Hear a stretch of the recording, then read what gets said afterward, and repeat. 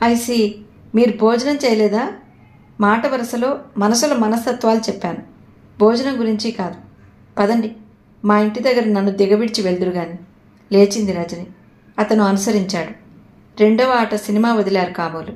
రిక్షాలు, ఆటో రిక్షాలు, సైకిళ్లు రొద చేసుకుంటూ వెళ్తున్నాయి. ఇద్దరూ ఇల్లు చేరారు.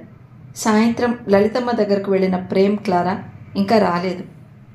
ఇంకా నయం, వస్తే ఎంత గొడవ జరగాలో అంతా జరిగేది. 5-6 సార్లు పిలిచాక కాంత వచ్చి తలుపులు తీసింది. నువ్వు వెళ్ళి పడుకో, నేను తలుపులు వేస్తాను అన్నది. కాంత క్రొత్త యువకుణ్ణి ఒకసారి చూసి వెళ్ళిపోయింది. రండి అన్నది భోజనాల బల్లను చూపిస్తూ. ఇంత రాత్రి భోజనమా? సంకోచంగా ఆగిపోయాడు. మేము క్రిస్టియన్స్ అనుకుంటే వద్దులేండి. నోనో, నాకు అలాంటి పట్టింపులేం లేవు. ఆ మధ్యరాత్రి ఇద్దరు బాధాతప్త హృదయులు భోజనం చేశారు, తమ బాధలు చర్చించుకుంటూ. చాలా రాత్రైంది, వస్తాను రజని. ఒకవేళ ఎవరైనా మేలుకుంటే ప్రమాదం. తలుపులకు తాళం వేసి వచ్చాను. చటుక్కున ఏదో జ్ఞాపకం వచ్చినట్టు లేచాడు. అతన్ని సాగనంపుతూ బయటి వరకు వచ్చింది. Rajani, sweet darling. అతను అనుకోని విధంగా వెనక్కు తిరిగి ఆమె నుదురు ముద్దు పెట్టుకుని చకచకా ముందుకు నడిచాడు. ఫారెన్ సెంట్ ఇంకా నాసికా పుటాలను తాకినట్టే ఉంది. ఉదయం నుండి అతను పడిన ఆవేదన, ఆవేశం అన్నీ మర్చిపోయాడు. నూతనోత్సాహంతో ముందుకు సాగాడు. Daddy, bless me. జయాకర్ ముందు మోకరిల్లిన రజనిని చూసి అందరూ ఆశ్చర్యపోయారు. ఆమె తండ్రి దగ్గర గారాబం పోతున్న బిడ్డలా లేదు. ఓ మహాయోగి ముందు తనను తాను సమర్పించుకుని జీవితానికి అర్థం తెలుసుకున్న భక్తురాలిలా ఉంది. వారం రోజులకే ఎన్నో ఏళ్లైనట్టు చూస్తున్నావేం బేబీ? అతను ఆమెను లేపి అక్కును చేర్చుకున్నాడు. ఆమె నుదుట చుమ్మించాడు. రజనీకి చటుక్కున శరత్ గుర్తుకొచ్చాడు. అంత నిబ్బరంగా ఉన్న మనిషి ఒకేసారి అలా ప్రవర్తించాడే. బేబీ, ఆ బ్యాగ్లో మ్యాక్సీ ఉంది, తీసుకో. మద్రాసులో అసలు సమయం లేదమ్మా అన్నాడు. డాడీ, ఆమెకు అతని ఔదార్యాన్ని పొగరటానికి మాటలు రావటం లేదు. ఆమె కళ్ళు కొత్త భావాన్ని విడమర్చి చెప్తున్నాయి. మునుపటి చిలిపితనానికి బదులు భక్తిభావం కనిపిస్తోంది. అదంతా తను వారం రోజులు కనబడక ఏర్పడిన వియోగం వల్ల వచ్చిన మార్పు అనుకున్నాడు ఆయన. బేబీ, మై స్వీట్ హార్ట్, ఇక నుండి చాలా రోజులు ప్రయాణం చేస్తే కూడా నిన్ను తీసుకువెళ్తాను అన్నాడు. అతను తీసిచ్చిన టై కోటు తీసుకువెళ్ళి హ్యాంగర్కు తగిలించింది. డాడీ, క్లారాకు పాపకు ఏం తేలేదా? సారీ బేబీ, వాళ్ళను నేను మన ఇంట్లో ఉంటారని ఎక్స్పెక్ట్ చేయలేదు. డాడీ, అవునమ్మా, వాళ్ళు నేను చెప్పిన మాటలు అర్థం చేసుకోలేదు. క్లారాకు ఎంత తొందరపాటో నాకు తెలియంది కాదు. నాకేదైనా హాట్గా తెచ్చిపెట్టు అన్నాడు షర్టు మడిచి బేసిన్ దగ్గర చేతులు ముఖం కడుక్కుంటూ. డాడీ, నాకు ఈ మ్యాక్సీ తెచ్చినట్లు బయట పెట్టద్దు, క్లారా బాధపడుతుంది అన్నది. ఆమె వెళ్ళి ఆమ్లెట్టు, టీ స్వయంగా చేసి పట్టుకుని వచ్చింది. అతను రిఫ్రెష్ అయి విశ్రాంతి తీసుకుంటున్నాడు. డాడీ, 10 సార్లు తన కృతజ్ఞత తెలుపుకోబోయి వెనక్కు తగ్గిపోయింది. అతను ఎంత నిస్వార్థంగా, నిజాయితీగా తనను కూతురుగా భావిస్తుంటే తను కసాయివాడిగా వర్ణింపబడిన కన్నతండ్రిని చూడాలని అతనితో ఎలా చెప్పగలదు? ఏమిటమ్మా, ఏమన్నా చెప్పాలా? అతను చదువుతున్న మత గ్రంథం పక్కన పెట్టి కళ్ళజోడు తీసి చేత్తో పట్టుకుని అడిగాడు. ఏం లేదు డాడీ. భయం ఎందుకమ్మా? క్లారా ఏమన్నా అందా? లేదు డాడీ, వెళ్ళిపోయింది. ఆమెకు ఏమీ తోచలేదు. తను ఏమైనా అంటే అతను దాన్ని ఎలా అర్థం చేసుకుంటాడో. ఇన్నాళ్ళు పెంచిన జయాకర్ రావును ఒక్కరోజులో త్రోసిపుచ్చగలదా? ఒక్కసారి తనకు జన్మనిచ్చిన తండ్రిని చూడాలన్న కోరిక ఆమెను ఉక్కిరిబిక్కిరి చేస్తోంది. ఆమెను ఒక అనాథగా భావించి వదిలేయి అనేవాడే తప్ప తన కూతురు కాదు అని ఖచ్చితంగా చెప్పలేని సహృదయుడు. ఆయన ఎదుటబడి నువ్వు నా తండ్రివి కావు, నా తండ్రిని చూస్తాను అని ఎలా అంటుంది? 2 రోజులు ద్వైధీభావాలతో గడిచిపోయాయి. ఆ రోజు బాటనీ స్టూడెంట్స్ అంతా ఫ్యామిలీ కలెక్షన్ కోసం పల్లెటూరు వెళతామని తయారయ్యారు. రజని తండ్రి అనుమతి తీసుకుంది. తన బ్యాగ్ సర్దుకుంది. కాంత తయారు చేసి ఇచ్చిన ఫలహారం కూడా సర్దుకుంది. తల్లి కోటు తీసుకుంది. ఆమెకు కోటు జేబులో ఒక ఫోటో దొరికింది. ఒక అందమైన స్త్రీ 2 అబ్బాయిలను చెరో పక్కన నిలబెట్టుకుని పాపనెత్తుకుని కుర్చీలో కూర్చుంది. పరీక్షగా చూసి ఆ స్త్రీ తన తల్లి అని గ్రహించింది. వెంటనే దాని హృదయానికి హత్తుకుంది. బేబీ, టైం అయిందట, పిలుస్తున్నారమ్మా. జయాకర్ పిలిచాడు. బయట రీతు, ప్రియా నిల్చున్నారు. ఆమె క్లాస్మేట్స్ వారు. వస్తున్నాను డాడీ. ఆ ఫోటో పర్సులో వేసుకుని బయలుదేరింది. జాగ్రత్తమ్మా, బుషెస్ కనిపిస్తే చూసి వెళ్ళండి, జయాకర్ కూతుర్ని హెచ్చరించారు. అలాగే డాడీ. దగ్గరగా వెళ్ళి అతని చేయి ముద్దు పెట్టుకుంది. అందరూ బయలుదేరారు. ప్రియ ఈర్ష్యగా చూసింది రజనీ వంక. నువ్వు అదృష్టవంతురాలివి రజనీ. మీ డాడీ ఎంత ప్రేమగా సాగనంపుతున్నారో. నువ్వు అన్ని రకాల దుస్తులు వేసుకోవటానికి అనుమతి ఇస్తారు అన్నది తన చీరవంక చూసుకుంటూ. అలా ఎందుకు అనుకోవాలి? రజనీకి అన్ని రకాల దుస్తులు నప్పుతాయి అన్నది రీతు. ఆమె పంజాబీ అయినా చాలా రోజులుగా హైదరాబాద్లో ఉండటంతో కట్టుబొట్టు అంతా ఆంధ్రులను పోలి ఉంటుంది. అందరికీ నప్పుతుంది, ఎందుకు నప్పదు? రజనీ మనకంటే చాలా చిన్నగా కనిపిస్తుంది చూడు అన్నది ఆమె వేసుకున్న బెల్ బాటం చుక్కల టాప్ వంక చూస్తూ.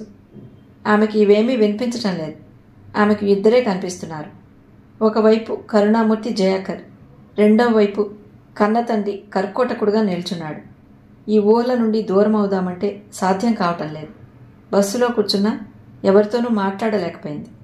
నేను చెప్పలేదు, తనే అందగత్తెను తెలివైందానని గర్వం, ప్రియ అంటోంది రీతుతో. మాట్లాడితే చక్కగా మాట్లాడుతుంది. తనకేం సమస్యలున్నాయో రీతు మందలించింది. తనలాంటి సమస్యలు ఏ ఆడపిల్లకు వద్దు అనుకుంది. వాళ్ళంతా వెళ్ళి ఒక తోటలో దిగారు. ఒకప్పుడు అది నిజాం కుమారులలో ఒకరు వేశారట. ఆ తోట వేసిన అతని పేరు మొయినుద్దీన్ అట. అందుకే దాని పేరు మొయిన్ బాగ్ అంటారు. మొయిన్ కొడుకులు చరిత్రే మిగిల్చారు. మరేం మిగల్చక అమ్ముకున్నారు. రకరకాల పూల మొక్కలున్నాయి. తీరైన ఫలవృక్షాలున్నాయి. ఒక్కొక్క నవాబుకు ఒక్కొక్క హాబీ. సాలార్జంగ్కు అందమైన వస్తువులు సేకరించడం హాబీ అయితే, మొయినుద్దీన్కు రకరకాల పూల మొక్కలు పండ్ల మొక్కలు వేయటం హాబీ అట. అందరూ దిగి తోటంతా తిరిగారు. పొదరిళ్లలా పరుచుకుని అల్లుకుని ఉన్న బోగన్ విల్లాలు 5-6 రంగుల్లో ఉన్నాయి. ఆ పక్కనే ఉన్న గులాబీ తోటలో రకరకాల గులాబీలున్నాయి. మందారాలు కూడా. రజని ఇదివరకు చూడని రకాలు చూస్తోంది. అప్పుడే విద్యార్థుల గలగల ప్రారంభమైంది. సార్, ఇది యూఫోర్బియా ఫ్యామిలీ కదూ? కాదు, యూఫోర్బియాలో ఏకలింగ పుష్పాలు ఉంటాయి. సార్, ఇది మీలియా కదూ? కాదు, పుష్పాన్ని చూస్తూనే చెప్పచ్చు. చిత్రపతంగ దశలో ఉంది. ప్యాపిలియోనే. ఒకరి మాట ఒకరికి వినడానంతగా చర్చలు. తామన్నదే నిజమన్న పట్టుదల. వారి మాటలు వింటూ అధ్యాపకుడు నవ్వుకున్నాడు. త్వరగా కానియండి, క్రాస్ కంట్రీ ట్రిప్ కూడా వేసుకోవాలి. అతను ఒక బోగన్విల్లా పందిరి కింద విశ్రమిస్తూ అన్నాడు. రజని రకానికి 2 కొమ్మలు తీసుకుంది. నెమ్మదిగా మాలి నీళ్లు పెడుతున్న చోటికి వెళ్ళింది. మీ పని అయిందా అమ్మా? లేదు తాత, నీ పేరేమిటో గాని ఈ వేపమండ ఆ ఎర్ర తంగేడు పూల కొమ్మ వంచాలి అన్నది. అట్లనే వంచుతాలే. తేప వస్తారు చదువుకునేటోళ్ళు. ఇవి ఏం చేస్తారు? మందులా? కాదు తాత, వీటికి మనకున్నట్లే జాతులు కుటుంబాలు ఉంటాయి. ఏ జాతి మొక్క ఏ కుటుంబానికి చెందుతుందని చూస్తాం. చూసి అతని చేతులు పైపంచకు తుడుచుకున్నాడు. ఏ జాతికి చెందిన మొక్క నిర్ణయిస్తాం. వాటి ఉపయోగాలు చదువుతాం అన్నది. అలాగా, ఈ తులసమ్మ కులం ఏమిటి? అది ఎందుకు పనికి వస్తుందమ్మా? రజని తడబడింది. నిజానికి తులసి ఫ్యామిలీ తెలుసు కానీ ఉపయోగం తెలియదు.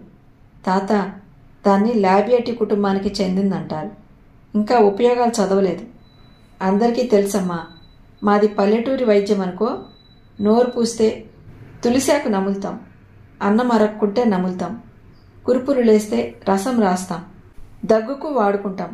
అతను చెప్తూనే ఆమె అడిగిన కొమ్మలు వంచాడు. అవి తీసుకుంది. చాలా బాగా పెంచావు తాత. ఇంత అందమైన తోట ఈ చుట్టుపక్కల ఎక్కడా లేదు అన్నది చుట్టూ చూస్తూ. ఇప్పుడేముందమ్మా, రూపాయిల ఆటనా లేదు. నా చిన్నప్పుడు మొయిన్ పాషా జమానాలో చూస్తే ఏం తోట ఏం లెక్క అన్నాడు. అవును తాత, వారి అభిరుచి కళాత్మకమైందే. నీలాంటి పేదల శ్రమతో కళాఖండాలు నిర్మించారు అన్నది నిట్టూరుస్తూ. రజనీ రా, ఆకలి మండిపోతోంది, రీతు పిలిచింది. రజనీ అటు చూసింది. అప్పటికే అందరూ తోటలో ఉన్న బంగళా వరండాలో చేరారు. రజనీ వెళ్ళి తను కలెక్ట్ చేసిన మొక్కలన్నీ జాగ్రత్తగా పెట్టి వారితో చేరింది. ఓ అరగంట రెస్ట్ తీసుకుని ఈ తోట దాటగానే కొద్ది దూరమే అడవి. ఆ తర్వాత అదిగో కనిపించేది ఊరు. అక్కడికి వెళ్ళి టీ త్రాగుదాం అన్నారు అధ్యాపకులు. అందరూ అంగీకరించారు. ఏయ్ ఎవర్రా? ఆడపిల్లవా? రజని జబ్బపట్టి యువతలికి లాగాడో యువకుడు. ఆమె కోపంగా అతని వంక చూసింది. ఛ, బొత్తిగా మేనర్స్ లేనివారు.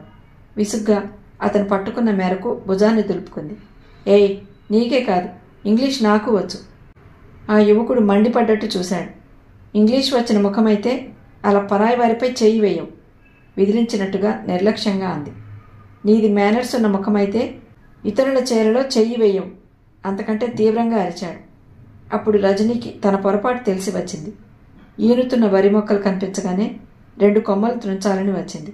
ఆ పక్కనే రకరకాల కూరగాయల మొక్కలు కనిపించాయి. అదో కొమ్మ ఇదో కొమ్మ తెంపి బ్యాగ్లో సర్దింది. అది వ్యవసాయదారుల పొలమని, వారి అనుమతి పొందాలని మర్చిపోయింది. సారీ అన్నది నొచ్చుకున్నట్టు. ఎవరన్నయ్యా ఈ కొజ్జా? మరొక యువకుడు వచ్చాడు. ఆమెకు ఒళ్ళు మండింది. తనను అపరంజి బొమ్మ, బంగారు కొమ్మ, లేలేతరెమ్మ అన్న పేర్లు విన్నది, కానీ ఇంత దారుణంగా తన పేరును పిలవటం మొదటిసారి విన్నది. మాటలు మర్యాదగా రాని. ఏమిటి ఆ పొగరు? మర్యాద గిర్యాద అంటున్నావు? నీ అబ్బ సొమ్ము ఇక్కడ దాచావా? కొజ్జావి కాక కోమలివా? ఆ వేషం చూడు. మా లావు చదువుకున్నదట. ప్యాంటు షర్టు వేసింది. రెండవ యువకుడు దురుసుగా మాట్లాడి ముందుకొచ్చాడు. పోనీలేరా అమర్, ఆడపిల్ల సారీ చెప్తోందిగా. అన్నయ్య, నువ్వు ఊరుకో. మన అనుమతి లేకుండా మన మొక్కలు తెంపుతుందా? బ్యాగ్ పట్టుకులాగాడు. బ్యాగ్లో నుండి కొమ్మలన్నీ బయటికి తొంగి చూస్తున్నాయి. రజని నిస్సహాయంగా చుట్టూ చూసింది. కొంచెం దూరంలో కొందరు విద్యార్థులు కనిపించారు. వారిని వదిలి రావటం తన పొరపాటే. ఆమె అసహాయంగా నిలబట్టం చూసి అమర్ అన్న అతను మరీ రెచ్చిపోయాడు. బోడి కబులు చెప్పావు ఇందాక. బేలగా చూస్తే కరిగిపోతానని అనుకోకే బామా. బ్యాగ్ గిరాటేసి ఆమె దగ్గరగా వచ్చాడు. అతని కళ్లల్లో క్రౌర్యం చూసి అదిరిపోయింది. ఏం చేస్తావే? తప్పయింది అన్నానుగా. అంతగా అయితే డబ్బిస్తాను అన్నా బెంకం సడలిపోతోంది. ఎంత డబ్బుందే? భుజానికి తగిలించుకున్న బ్యాగ్ లాగేశాడు. జీసస్ అన్నది భయంగా. అబ్బో, ఏం నటిస్తున్నావే? పర్సు నేల మీద దిమ్మరించాడు. అందులో నుండి క్రింద పడిన కాంపాక్ట్, చిన్న అద్దం ముక్క, దువ్వెన తొక్కేశాడు. చిల్లర డబ్బులు 10 రూపాయల నోటు పడ్డాయి. బీటలు వారిన పొలంలో చిల్లర చెల్లా చెదురైంది. రక్షించమన్నట్టు మొదటి యువకుడి వంక దీనంగా చూసింది. అతని దృష్టి మాత్రం నేలను అంటుపెట్టుకున్నట్టుంది. తను అటు చూసింది. తను ఉదయం కోటు జేబులో నుండి తీసి జేబులో వేసుకున్న ఫోటో అది. ఆమెకు గుండె జల్లుమంది. అది తొక్కేస్తాడేమో దుర్మార్గుడు. చటుక్కున వంగి ఆ ఫోటో అందుకోబోయింది. మొరటి చెప్పుల కాలు అదే సమయాన ఫోటో మీద పడింది. అమ్మా! రజని ఆక్రందన ఎంత కఠినాత్ములనైనా కరిగించి వేస్తుంది. ఏమిటి బొమ్మ? కాలు తీశాడు. అవహేళన చేస్తూ చూశాడతను. అతనిలో క్రౌర్యం ఇంకా పెరిగింది. డబ్బులిస్తుందట, డబ్బులు. కానీ గతిలేని ముఖం 10 రూపాయలు ఇస్తే సరిపోతుందా? ఆ డబ్బు తీసుకుని జేబులో వేసుకున్నాడు. రజని ఫోటో ఎడమ చేత్తో అపురూపంగా పట్టుకుని కుడి చేతి వేళ్లు ఊదుకుంది. బాధ చేతి నుండి శరీరమంతా ప్రవహించినట్లు కళ్ళు వర్షించసాగాయి. ముఖం ఎర్రబారి అణువణువు కంపించసాగింది. ఆ ఫోటో నీకెలా వచ్చింది? మొదటి యువకుడు ఆమె చేతిలోని ఫోటో లాగాడు. ఏమిటి దౌర్జన్యం? అదిగో మా వాళ్ళు వస్తున్నారు, ధైర్యం కూడగట్టుకుని అన్నది. ఫోటో వదిలేసింది. ఇది నీకెలా వచ్చింది? అతను మళ్ళీ అడిగాడు. ఈసారి అతని గొంతు మృదువుగా ఉంది. నాది, అది నాది అన్నది. ఈ లోపల కొందరు విద్యార్థులు అక్కడికి వచ్చారు. నేల మీద పడిన పర్స్, బ్యాగు చూశాక జరిగిందేమిటో అర్థమైంది. ఏ మిస్టర్, ఏమిటిదంతా? కనిపించడం లేదా? రజనీని అల్లరి చేస్తున్నాడు. వాడంతు చూద్దాం. ఆడపిల్ల జోలికి రావడానికి సిగ్గులేదు. రకరకాలుగా అంటున్న క్లాస్మేట్స్ని వారించింది రజని. వాళ్ళంతా లోకల్గా ఉండేవారు, మొరటువారు. వాళ్ళు విజృంభిస్తే ప్రమాదం. నాదే పొరపాటు. వాళ్ల చేనులో వాళ్ళ అనుమతి లేకుండా దూరాను అన్నది కళ్ళు ఒత్తుకుని. ఏమిటో, పొలం పనుల్లో పెడితే పోట్లాడరని అనుకున్నాడా తండ్రి. వీళ్ళు కర్రపులతో కయ్యం తీస్తారు. ఒక ఆసామి నిరసనగా అనుకుంటూ వెళ్ళిపోయాడు. ఆ అమ్మాయి దగ్గర మా అమ్మ ఫోటో ఉంది. ఎలా వచ్చిందంటే చెప్పదే? మొదటి యువకుడు అన్నాడు. మీ అమ్మ? రజని తెల్లబోయింది. అవును, కావాలంటే చూడు. నేను, మా తమ్ముడు, మా చెల్లాయి ఉన్నాం. అతను ఫోటో లాగి చూపాడు. రజని ముఖం తెల్లగా పాలిపోయినట్టయింది. తడారిపోయిన పెదవులతో మాట పెగిలి రాలేదు. రజని, ఎవరిది ఆ ఫోటో? ఇక్కడికి ఎలా వచ్చింది? ఒక క్లాస్మేట్ అడిగాడు. ఇది ఏ ఊరు? ఆమె మాట పగల్చుకుని ప్రశ్నించింది. ఆమె పాలిపోయిన ముఖంలోకి కాస్త రక్తం వచ్చినట్టయింది. జీడిమట్ల. ఆ యువకుడు రజనిని పరీక్షగా చూశాడు. అతని స్మృతి పదంలో అదే రూపం ముతక చీరలో ప్రత్యక్షమైంది. జీడిమట్ల, మీరు సురేంద్ర, మీరు అమరేంద్ర, అవునా? ఈసారి అస్పష్టంగా అడిగింది. రజనీ, వీళ్ళు మీకు తెలుసా? ఎవరు అడిగారు. ఆమెకు ఎవరూ కనిపించలేదు, ఆ ఇద్దరు యువకులు తప్ప. అవును, నేను సురేంద్ర, వాడు అమర్. నీకెలా తెలుసు? ఆ ఫోటోలో అమ్మ ఎత్తుకున్న పాపను నేనే, నిజాయితీగా అన్నది. అపరంజి. అతని ముందు బెల్బాటం వేసుకున్న యువతి మాయమైంది. కాళ్లకు వెండి గజ్జలతో, 2 బొమ్మల నడుమ కాసంత కాటుకబొట్టుతో బోసినవ్వులు కురిపించే పాప ప్రత్యక్షమైంది. నువ్వు నువ్వు మా అపరంజివా? అతని గొంతు కూడా జీరబోయింది. అవును, అమ్మ అలా పిలిచేది. నా పేరు రజని. అమ్మేది బావుందా? మమ్మీ చనిపోయింది. రజనీకి దుఃఖం ఆగటం లేదు. వారి పరిస్థితి అలాగే ఉంది. జీవితం సినిమా కాదు, అన్నయ్య అంటూ వడిలో వాలిపోవటానికి. ఒకరిని ఒకరు చూసుకుంటూ నిల్చున్నారు. మూగగా కన్నీరు కారుతోంది. క్షణంలో ఈ వార్త చుట్టుపక్కల ప్రాకిపోయింది. భూపతి కూతురు వచ్చిందట. అదే 20 ఏళ్ల నాడు ఇల్లు విడిచిపోయిందే. పద్మమ్మ కూతురా? అప్పుడు నేనింత పిల్లోణ్ణి. ఆ అమ్మ అందమే అందం. ఆ అందమే కొంప ముంచింది. రకరకాల మాటలు వినిపిస్తున్నాయి. ముందుగా సురేంద్ర తేరుకున్నాడు. పదమ్మా, ఇంటికి వెళదాం. పదండి. బ్యాగ్ సర్దుకుని లెక్చరర్ దగ్గరకు వెళ్ళింది. సార్, ఒక్క అరగంటలో తిరిగి వస్తాను. త్వరగా వచ్చాయమ్మా. మీ వాళ్ళని కలవాలంటే మళ్ళీ వద్దు గాని. Thank you sir. మరోసారి జుట్టు వెనక్కి త్రోసుకుని పిన్స్ తీసి పెట్టుకుని వాళ్ళు ముగ్గురు నడుస్తూ ఉంటే కొందరు వెనకాల నడిచారు. కాసేపు ఇంటి దగ్గరకు రాగానే భూపతికి జడిసి ఎవరి దారిన వారు వెళ్లారు. సున్నం ఊడిపోయిన గోడలు ఇంటివారి అభిరుచిని, ఆర్థిక స్తోమతను తెలియజేస్తున్నాయి. ముందు గోడలు ముట్టుకుంటే కూలిపోయేలా ఉన్నాయి. తల తిప్పి తన వెంట వచ్చిన యువకుల దిక్కు చూసింది. వారు వేసుకున్న బట్టలు ఖరీదైనవే. ఎవరది? ఎవర్రా? కర్కశంగా వినిపించిందో కంఠం. ఆమె ఒక్కసారి జయాకర్ డైరీలో పురుషుడిని గుర్తుకు తెచ్చుకుంది. నాన్నా, ఒక్కసారి బయటికి రండి, ఎవరొచ్చారో చూడండి, సురేంద్ర పిలిచాడు. తనకి చాలా సంబరంగా ఉంది. ఊళ్ళో ఎవరైనా ఇంత అందంగా ఉన్నారా అని పోల్చుకుంటున్నాడు. ఎవతిరా అది? నాన్నా, చెల్లెలు, మన అపరంజి. ఏమిటి చెల్లెలా? అప్రాచ్యుడా, వెధవ కబుర్లు చెప్పబోకురా. వచ్చే చుప్పనాతులన్నీ చెల్లెళ్ళు అక్కలు అంటూనే వచ్చి నెత్తినెక్కుతాయి. ఆమె నిశ్చింతగా అతడి వంక చూస్తోంది. కావిబారిపోయిన గుడ్డలు వేసుకుని కర్కశంగా మాట్లాడే అతన్ని చూస్తుంటే అణువణువు జాలితో నిండిపోయింది. నువ్వైనా చెప్పమ్మా, సురేంద్ర అడిగాడు. అమరేంద్ర ఆమె దగ్గరున్న ఫోటో చూపాడు. నాకు తెలుసురా, మీరు వెయ్యని నాటకాలు లేవని. ఫోటోతో వచ్చి బజార్ దాన్ని పట్టుకొచ్చి చెల్లి మల్లి అంటే నమ్ముతానుట్రా నేను. అతని వెనక నుండి 2 కళ్ళు ఒకసారి, ముతక చీర పమిట ఒకసారి, మట్టిగాజుల చెయ్యి ఒకసారి కనిపించి మాయమయ్యాయి. నాన్న, నా మాట విను. నోరు మీరా. అమ్మ అనవచ్చో లేదో గాని అంటున్నాను. చటుక్కున చేతులు జోడించాడు. పరమ దరిద్రుడు, అబద్ధాలు చెప్తారు. ఆస్తి ఉందంటూ మోసం చేసి తెచ్చారేమో. ఇదిగో అమ్మాయి, ఈ పాత కొంప తప్ప అంతా అప్పుల్లోనే ఉంది. అవాక్కైనట్టు అతని మాటలు వింటూ నిలబడింది. అతనిపై కోపం రావటం లేదు. మనసులో రకరకాల దృశ్యాలు సినిమా రీళ్లలా తిరుగుతున్నాయి. తాకట్టు పెట్టుకునేవాడుంటే ఈ ఇల్లు పెట్టుకునేవారే. ఆ తర్వాత బండబూతులు తిట్టాడు. నాన్న, మేము నోరు మూసుకున్నంతకాలం మీరు తిడుతూనే ఉంటారు. దెబ్బతిన్న బెబ్బులిలా లేచాడు అమరేంద్ర. ప్లీజ్, నా కోసం మీరు వారిపై చేయి చేసుకోకండి. రజని అడ్డుపడింది. చూడండి, ఈ మధ్యనే నా తల్లి చరిత్ర తెలిసింది. నా జన్మకారకుడైన తండ్రిని చూడాలనిపించింది. మా అమ్మ చేసిన పని సరైనదా కాదా అనే తపనలో జీవించలేక వచ్చాను. వస్తాను. She is perfectly right. She is right. గిరుక్కున వెనక్కి తిరిగి కళ్ళు ఒత్తుకుంది. భూపతి కళ్లకు కప్పిన పొరలు విడిపోయాయి. పద్మకు ప్రతిరూపంగా నిల్చున్న రజనిని తన కూతురు కాదు అనలేకపోయాడు.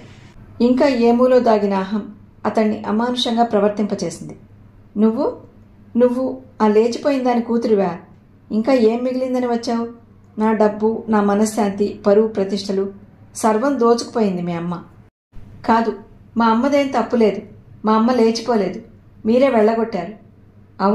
అవునే, వెళ్ళగొట్టాను. నా పరువు మంట కలపకపోతే ఏ నూతిలోన పడి చావకూడదు.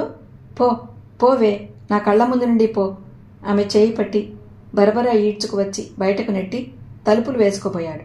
అతన్ని త్రోసుకుంటూ అమర్, సూరి బయటకొచ్చారు.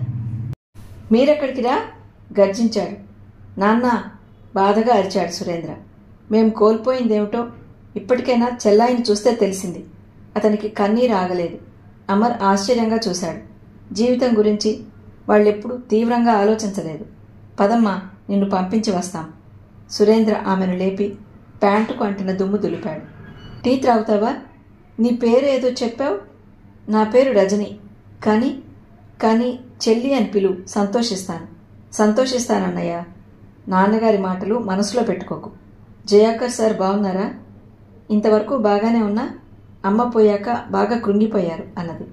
మా జీవితాలు చిన్నాభిన్నమయ్యాయని నాన్నగారికి కోపం. చెల్లి, తప్పు అమ్మది కాకపోవచ్చు. అమ్మ స్థితిలో ఎవరైనా ఆపనే చేస్తారు. మీ అమ్మ లేచిపోయింది అంటే సహించలేక అన్నవాడిని చంపినంత పని చేశాం. మా పోరు పడలేక బడిలో మా పేరు తీసేశారు. అన్నయ్య, అవునమ్మా, అన్ని వ్యసనాలు అలవర్చుకున్నాం. మా బ్రతుకు తెరువు కోసం వేషాలు వేయటం, మోసాలు చేయటం.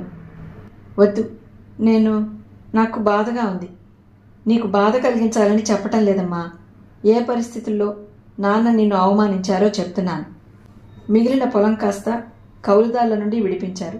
అది యజమానులే చేయాలట. ఆ వ్యవసాయం కూడా డబ్బుంటేనే సాగుతుందని తెలిసింది. ముగ్గురు ఓ టీ కొట్టు ముందు ఆగారు. ఆ యజమాని అదిరిపడ్డట్టు చూశాడు. ఎవరు సూరిబాయ్? ఊరికే అడిగిన భాయ్. అరే యాకూబ్కే బచ్చే, అయ్యకు మలాయి దాల్ చాయ్ లావ్ బే, అతను అరిచాడు. అమర్ తీక్షణంగా చూశాడు. వాడు తల వంచుకున్నాడు. ముగ్గురికి టీ తెచ్చాడు.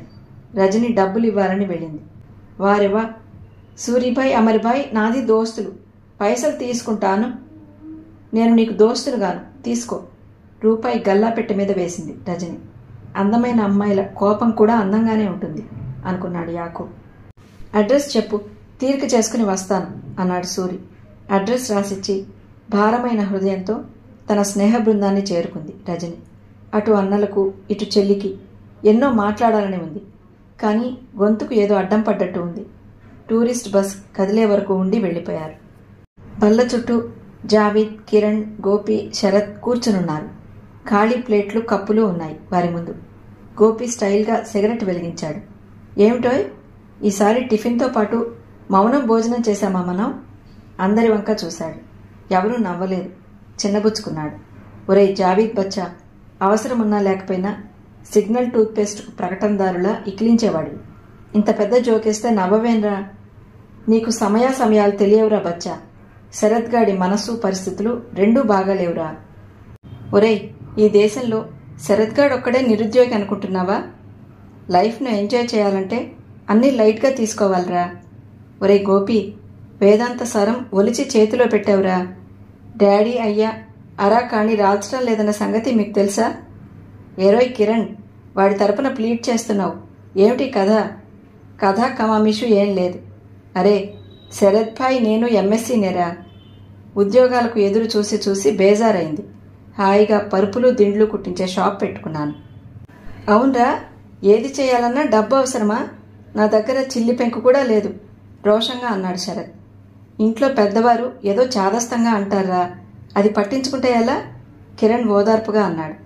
ఎలాంటి చాదస్తమో ఎలా చెప్పనురా? శరత్ ముఖం మలినమైంది. తండ్రి విషయాలు బయటికి చెప్పేవి కావు. అరే భాయ్, వాడసలే బాధపడుతూ ఉన్నాడు. ఇంకా సవాళ్ళెందుకు? నీకేం అభ్యంతరం లేకపోతే నా దగ్గర కూర్చో, పని దొరికే వరకు. కూర్చుని వెక్కిరించాడు గోపి. కూర్చో అంటే ఊరికే కాదు బే, మేనేజర్ అన్నమాట. ఓహో, ఈ సంతోష సమయంలో మరో కప్పు టీ తీసుకోవచ్చా? కిరణ్ అడిగాడు. కంజూస్ గాడివి, ఒకటి కాదు 2 తెప్పించుకో. జావీద్ ఉదారత ప్రకటించాడు. శరత్ మనసు ఎక్కడో ఉంది. మాటిమాటికి తల్లి దయనీయ రూపమే కళ్ల ముందు కదులుతోంది. అతను లేచి బయటకొచ్చాడు. అంతా అల్లరి చేస్తూ బయటకొచ్చారు. జావీద్ బిల్లు ఇచ్చేశాడు. ఎవరి దారిన వారు వెళ్లారు. కిరణ్ మాత్రం శరత్ వెంట వెళ్ళాడు. ఏమిట్రా ఆ దేవదాస్ ఫోజు నువ్వును? నాకు ఫీజులు కట్టడానికి సహాయం చేశావు. ఎన్ని విధాలా ఆదుకున్నావు. నీ బాధలో సగం పంచుకోలేనా? ఒకరు ఆదుకుని సహాయం చేసే సమస్య కాదురా నాది. సమస్య ఇది అని తెలిస్తే కదరా సలహా ఇవ్వచ్చు.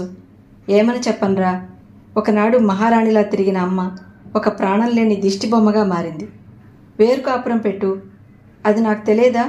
నాకు ఉద్యోగం లేనిది ఏం చెయ్యాలిరా? ఐసి ఆలోచనలో పడ్డాడు కిరణ్. నా గురించి అమ్మ గురించి బాధ లేదు.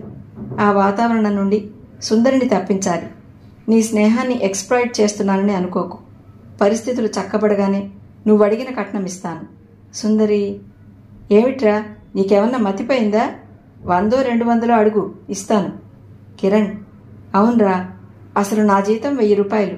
కళ్ళకద్దుకుని ఎవరైనా 50,000 కట్నం ఇస్తారు. అదీగాక మీ ఇంటి అమ్మాయిని చేసుకుంటే మా నాన్న ఇంట్లోకి రానిస్తాడా?